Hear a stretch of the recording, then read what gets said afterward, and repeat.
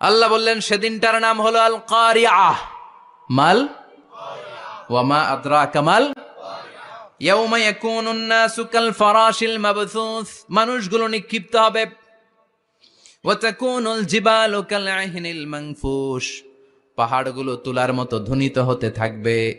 এখন উপরের দিকে তাকালে কি সুন্দর নীল আকাশ দেখা যায়, সেদিনে আকাশও থাকবে না। ইয়াউমি নাতবিস সামাআ কা তায়্যি সিজিল্লিল Qutub,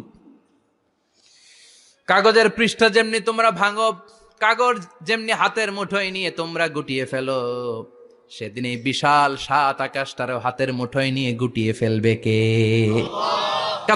সিজিল্লিল Qutub, can you imagine? আপনি কি কল্পনা করতে পারেন এই দৃশ্যপট যখন ঘটবে গোটা বিশ্বব্যাপী কি মেসাকার হবে?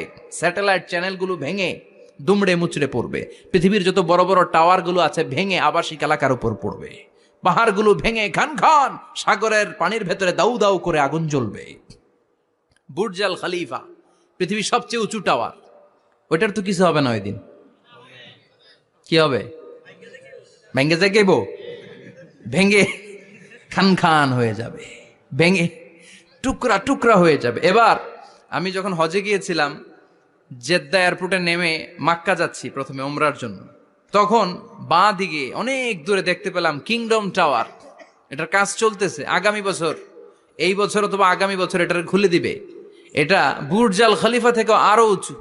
বুর্জ আল খলিফা 818 মিটার উঁচু, আর এই কিংডম টাওয়ার 1000 মিটার উঁচু, মানে 1 কিলোমিটার উঁচু।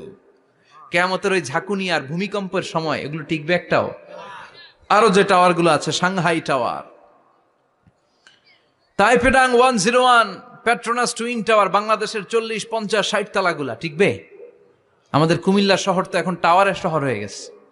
একটা বড় ছাদের উপর থেকে কুমিল্লা শহরের দিকে